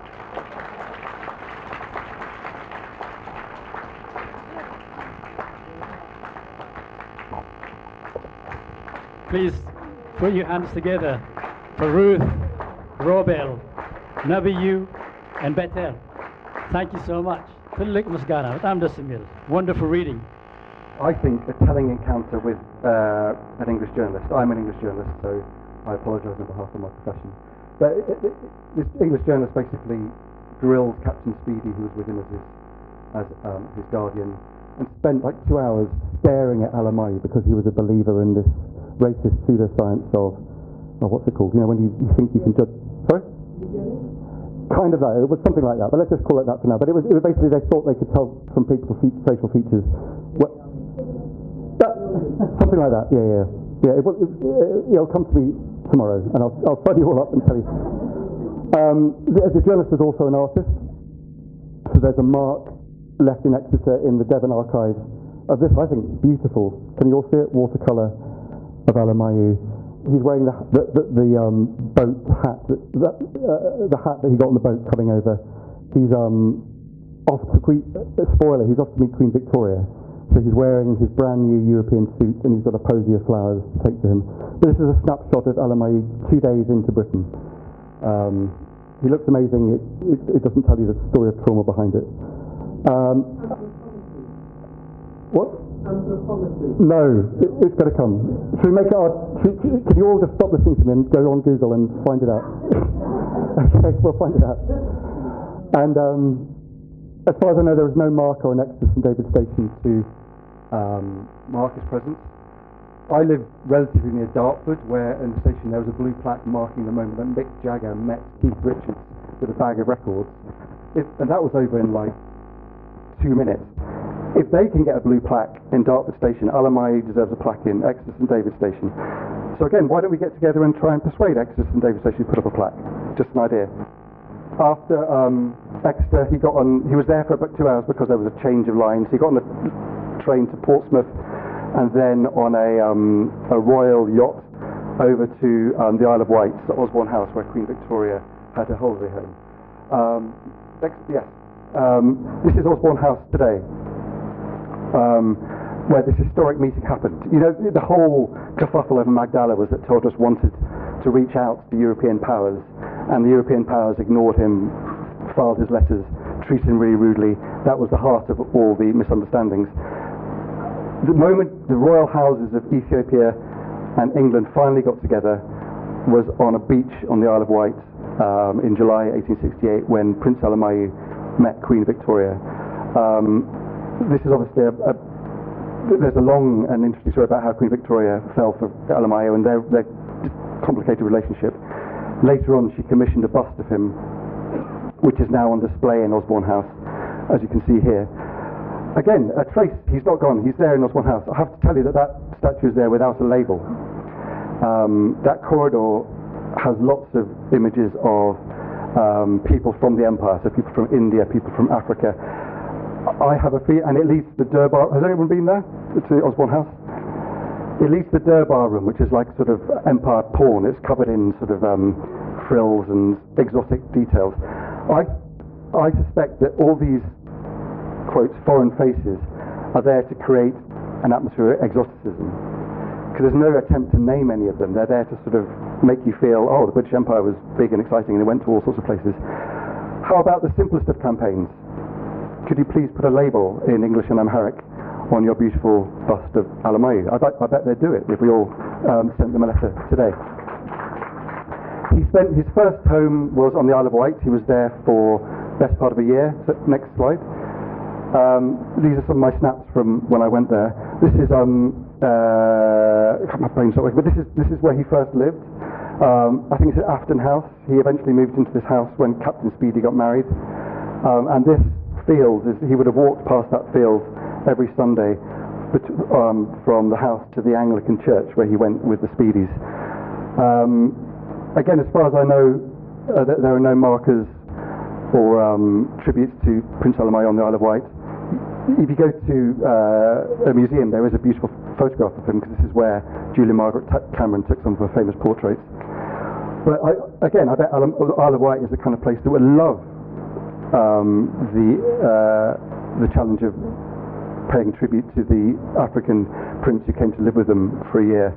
Because in many ways, although his story is of tragedy, he also had moments of joy. This is where he first learned to swim. This is where he first engaged in sports. He was very obsessed with hunting and shooting and fishing. He was a real sort of boy's boy. Anyway, Isle of Wight. I think he's there because when you know his story, you know where to look. Okay, you're not looking for textbooks, you're looking for places. Oh, could you go back? Sorry. Yeah. Okay, so next one. I'm going to race through these because I know we've got a lot to pack in today. After the Isle of Wight, he had an amazing global adventure. Captain Speedy took him to India, to Singapore, to Malaysia. I haven't been to those places, so as far as I know, again, there are no markers for him there. That's a story in itself about how he again went on to see the world on a big global tour. The British government suddenly decided that they couldn't just let their charge around the country, charge around the world willy-nilly at their expense while his education, in quotes, was suffering.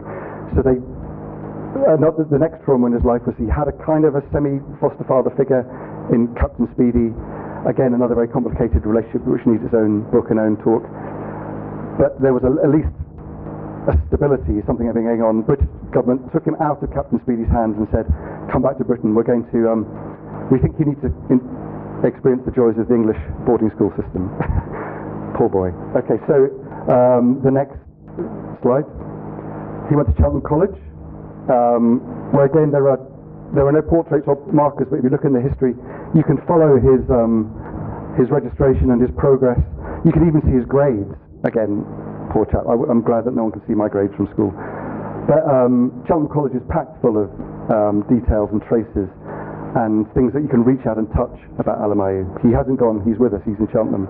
The headmaster, who was this new kind of quasi-foster dad figure, the Reverend William Jex Blake, got a new job in Rugby, one of our poshest public schools. So the next slide. Rugby is, when you know again what you're looking for, Rugby is soaked in Alemayehu. There are so many details that you can find. You can see his boarding house. You can look in the archives and see his cricket scores. You can see how he did at football, how he came on and he was like mid-table, but he tried really hard. You can see where he sang in the choir. This is one of his class photos. Can anyone spot him? Okay, maybe we can, for those who can't, we'll zoom in. One more, please. One more slide. There we go. That's him in the back row behind the actually rather quite kindly looking Victorian teacher for once. I'm always intrigued about this. It's a big risk to judge anyone from a moment captured in a school photograph. But something is going on there, right? I mean, his collar's loose, his hair's wild. He looks, for once, relatively cheerful. I'm not going to put a gloss over this. Who knows what was really going on? It's just an intriguing shot of Alemayehu. He's there in the background, in the details. You have to look for him. Another one.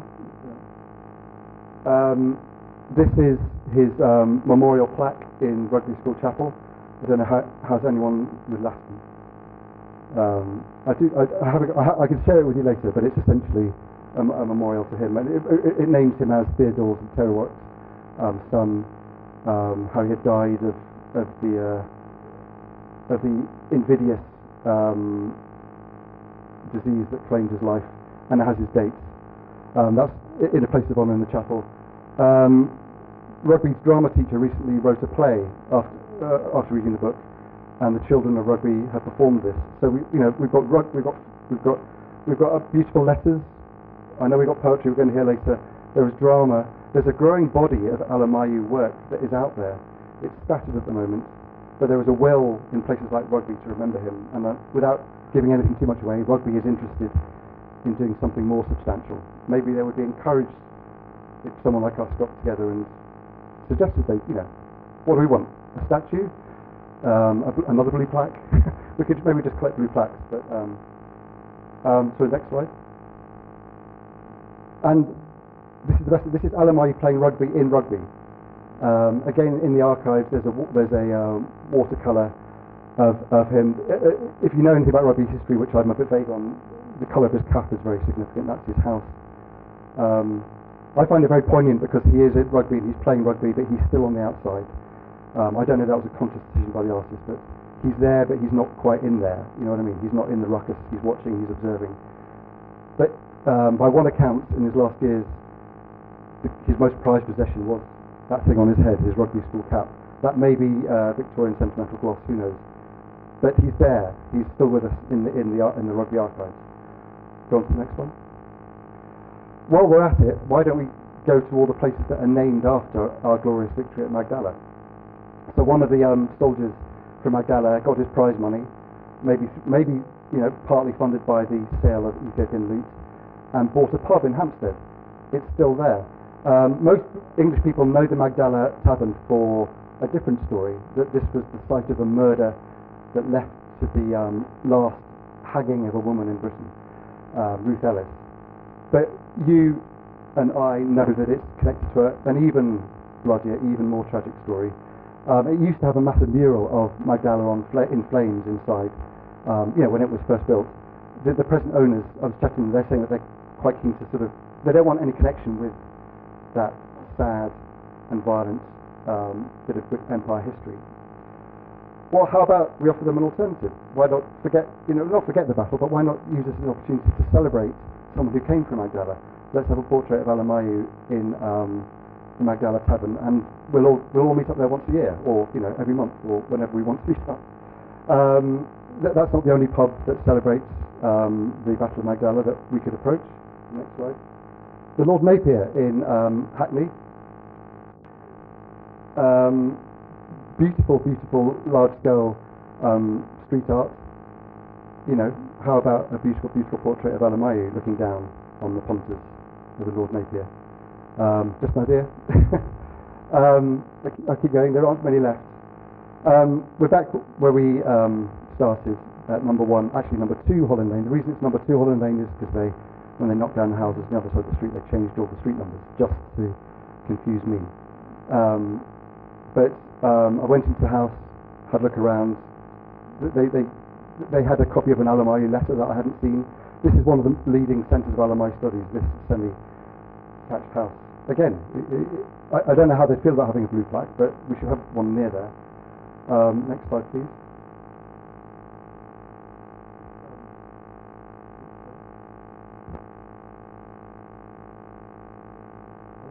Okay, this was one of the most startling discoveries, that in that envelope of letters in Leeds University, there were also 2 portraits taken of Alemayehu hours after he died, and it's just a testament to, you can't say this is a remote historical figure. When I looked at that, I can't tell you how I reacted. I mean, when I first opened the envelope in the library, I stood up like a cartoon expression of emotion. I just couldn't take it in. There's our prince, and there's another one. There's somewhere there is a life mask that they took of him. It's maybe somewhere in Leeds, or maybe in the Royal Collection, but there is a plaster cast of his actual face somewhere out there.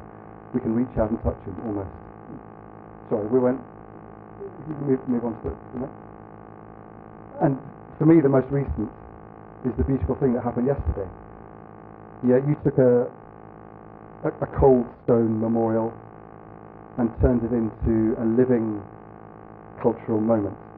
Again, I'll end where I finished. This was a moment of joy, as far as I'm concerned, not only of sorrow. He's still with us. He's still remembered. There's colour. He's being honoured in the place where he's buried. The debate about where he should go is another debate, but for now, this is where he is, in the centre of Britain. And thank you to all of you who paid him the appropriate honour yesterday. That was a beautiful act. Go to the next one. This is my great idea. Okay, it's just an idea. I can delete it in a second, but I'm just wondering what you thought of having a simple organisation called the Friends of Alemayehu. I mean, you kind of trumped it by this event. You are the Friends of Alemayehu, you're here already. But to have one aim, one objective, to make Ethiopia's Prince Alemayehu better known, join us and put up an image of a prince in your home, on a wall, on a fridge, what you want, and then come up with interesting campaigns for places where he can be remembered across Ethiopia. Why not Ethiopia? Why shouldn't there be something in Magdala? I'm here in Britain, I'm focused on the British sites. The next page. You can see I've started building up a map of where he went. So this is his first journey from Magdala. It is funny actually, we know he moved around, but when you actually put it on Google Maps, you see how far he went. I haven't even got to the bit of plotting Malaysia and all those other places. And the next slide, just to give you another, and this will be sort of, if you want to join, take 2 steps. Sign up, download an image from an ever-growing library, hopefully, and then let's write to the Magdala Tavern and say, how about a portrait? So I don't know. I mean, I've got a card. I've got my email address. You can go to friendsofalemayehu.com and say this is a terrible idea, this is a great idea, but I'd love to hear what you think. So one more slide. I just want one more illustration to prove to you that we're not dealing with a historical figure.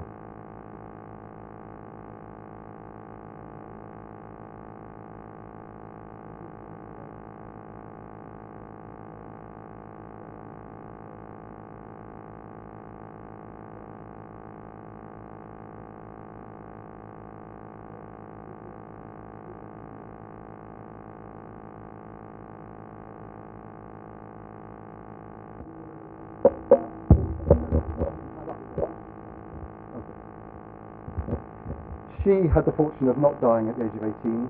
She went to live a long life.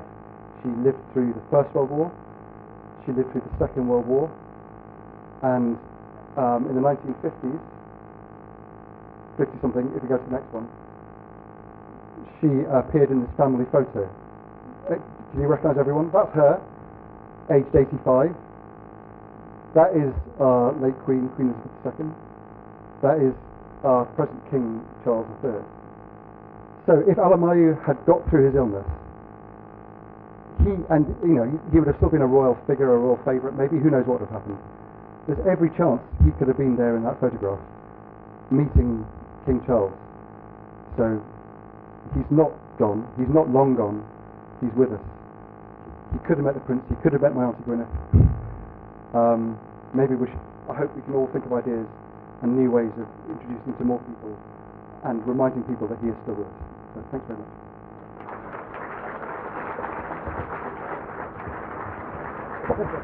በአይነቱ ለየት ያለ የልዑል አለማየሁ ቴዎድሮስ የመታሰቢያ መርሃ ግብር ነው።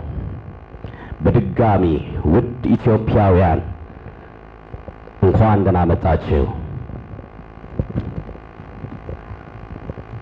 በልዑል አለማየሁ ቴዎድሮስ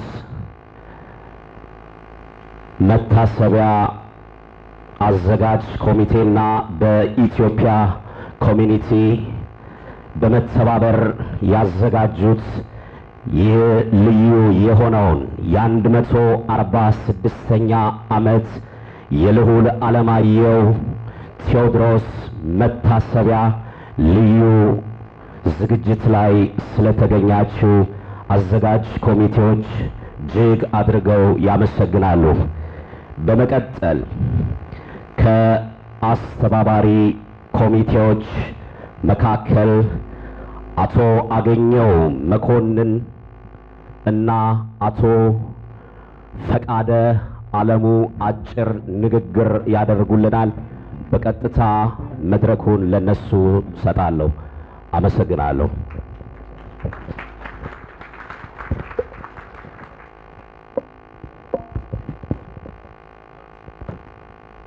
Hello?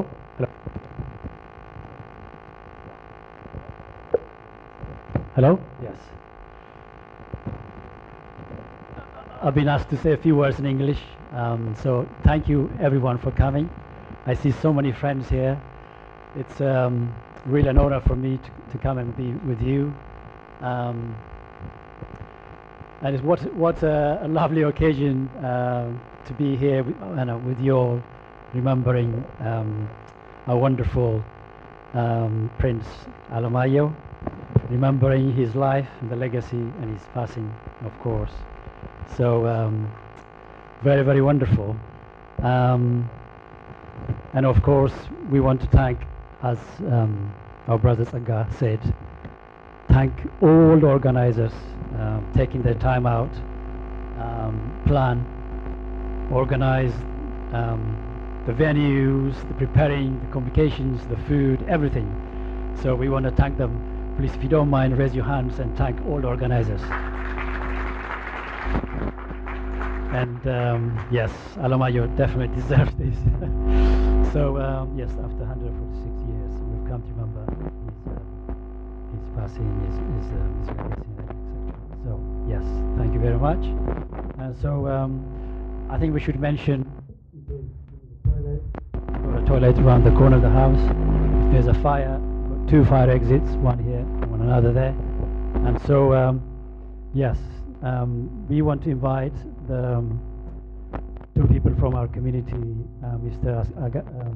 Agenyo Makonnen and Ato Fukadu Alamu. Please come forward and let's make your remarks, openings. Thank you.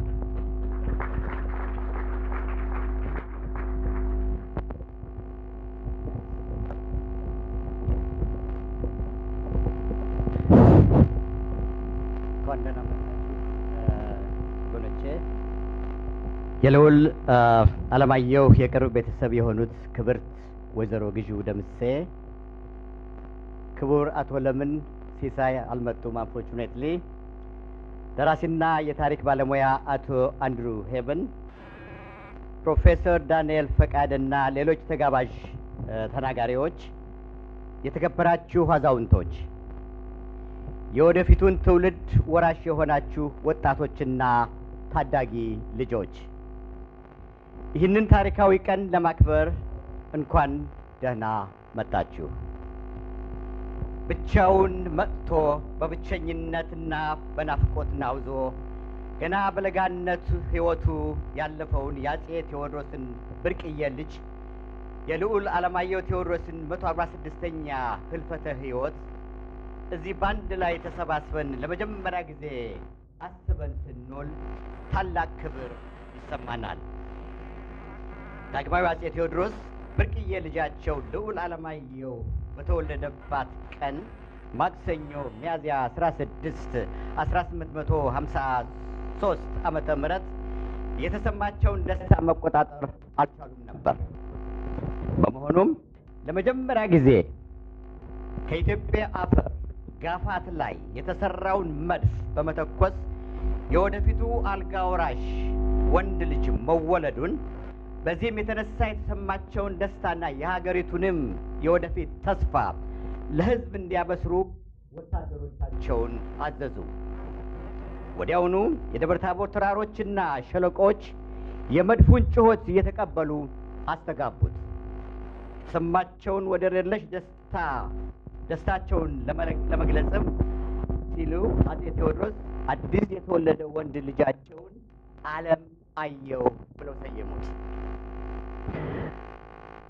ይሁን እንጂ እንዲህ ሲወለድ መድፍ የተተኮሰለትና እንደ ብርቅ የታየው ልዑል አለማየሁ ሕይወት ይህ ነው ተብሎ ሊገመት ከሚቻለው በላይ በአጭር ጊዜ ውስጥ ተለወጠ።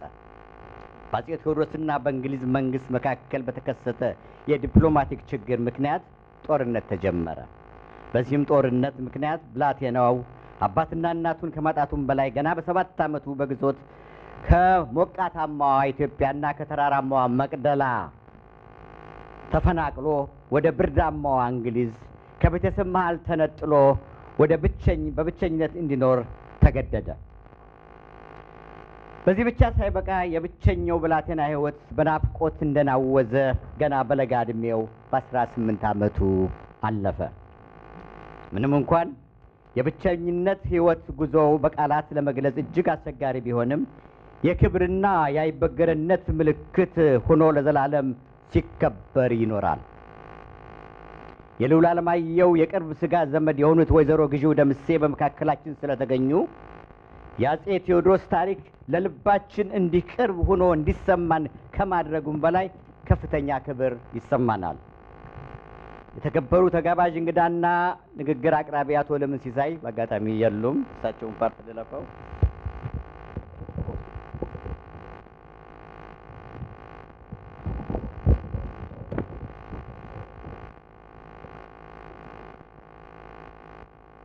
ጥሪያችን አክብረው በመካከላችን በመገኘቱ ከልብ እናመሰግናለን። የሚያቀርቡልን የመሳጭ ንግግር በጉጉት እየጠበቅን ነው።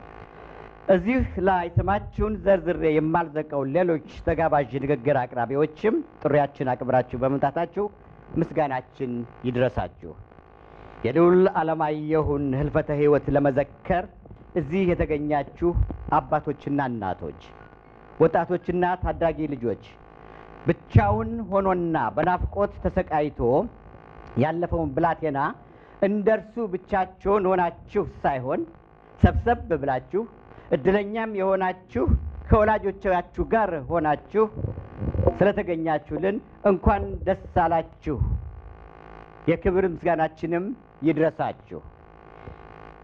የልዑል አለማየሁ ህልፈተ ሕይወት የምናስብበት የዛሬው ቀን በሐዘን ተኮራምተን ሳይሆን በኩራት በምስጋና የወደፊቱን ትውልድ በሚያስተምር ማለትም በታሪክ በባህልና በስነ ምግባር በሚያንጽና ሁላችንም እጅ ለእጅ አያይዞ አንድ የሚያደርገንን ቅርስ በሚሆን መልኩ እንዲሆን ጽኑ ፍላጎታችን ነው።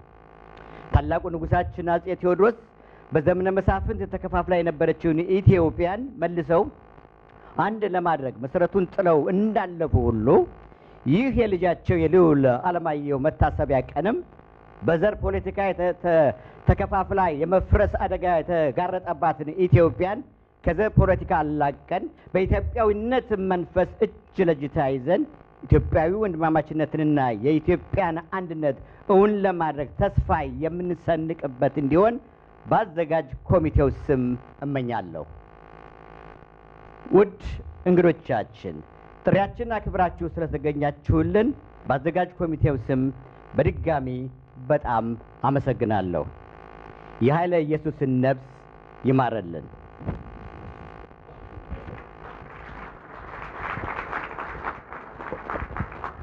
በእንግሊዝኛ ማስተላለፍ ስላለብኝ ታገሱኝ። Esteemed Miss Vigil Demise, close relative of His Highness Prince Alemayehu Theodros. Distinguished Mr. Lemon Sisai, OBE, renowned writer and historian Mr. Andrew Havens, Professor Daniel Fekadu, and all other distinguished speakers, respected elders, dear youth and children, heirs of the generation to come. It is with great honor and heartfelt joy that I welcome you all to this historic day of commemoration. Today, we have gathered here for the very first time to remember and honor the life of His Highness Prince Alemayehu Theodros, the beloved son of great Emperor Theodros II, a child who was taken alone to a foreign land, who endured solitude and longing throughout his short life. On the day of Prince Alemayehu's birth, Tuesday, April 23rd, 1861, Emperor Theodros II was overwhelmed with joy. To celebrate the birth of his long-awaited son and heir, he ordered that the first cannon ever made on Ethiopian soil at Gafat be fired. The sound of the cannon echoed across the mountains and valleys of Debre Tabor, announcing to the world the birth of a prince and symbolizing the emperor's hope for Ethiopia's bright future. He named his newborn son Alemayehu, meaning I am over the moon, I am overjoyed. A name born of joy and of vision. But that joy was short-lived. A diplomatic conflict between Emperor Theodros II and the British government soon escalated to war. As a result, the young prince, who lost both his father and mother in the tragedy, was taken from his homeland at the tender age of 7. From the moors of Ethiopia, from the mountain of Magdala, he was torn away, sent to the cold land of England to live alone, far from his family and people. His life, marked by loneliness and sorrow, ended at only 18 years old. Though words cannot scarcely capture the pain of his lonely journey, the life of Prince Alemayehu remains forever etched in history, a symbol of dignity, of resilience, and the and of the deep cost of separation. It is a profound honor to have among us today Ms. Giju Damise, a close relative of Prince Alemayehu. Your presence brings the story of Emperor Theodorus II even closer to our heart. It is a profound honor to have among us today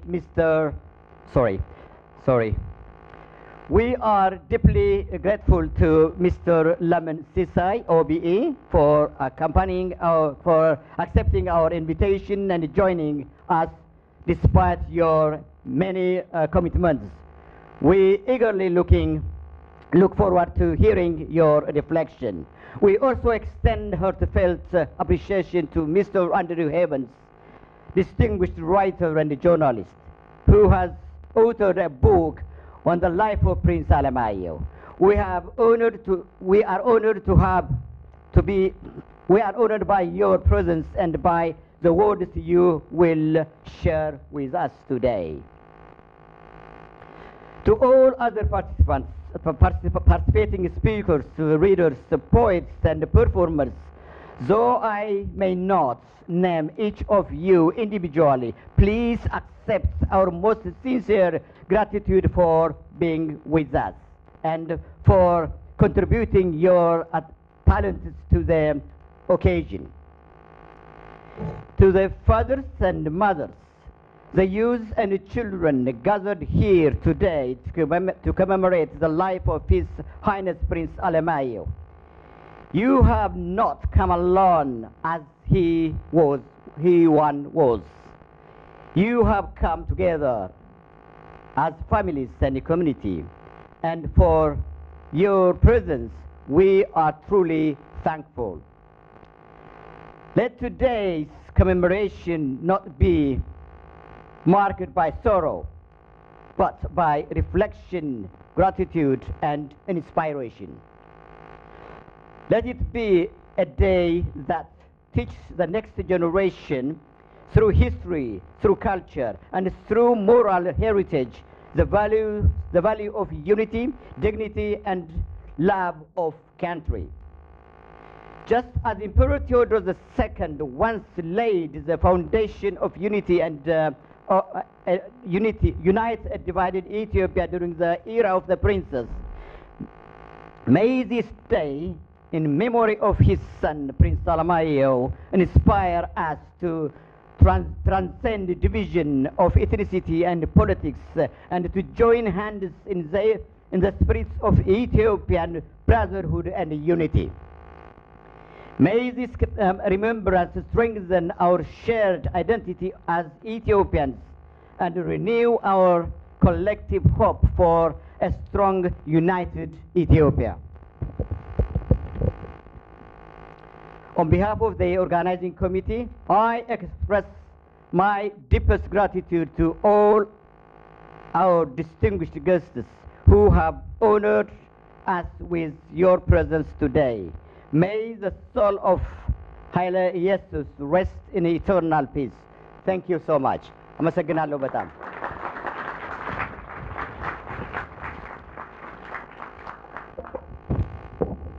እናመሰግናለን አቶ አገኘው መኮንን የአስተባባሪው ኮሚቴ ሊቀመንበር። እናመሰግናለን ስላቀረቡልን አጭር ንግግር ሲል አቶ አለማየሁ መኮንን ለአገኘው መኮንን ይቅርታ ታላቅ ጭብጨባ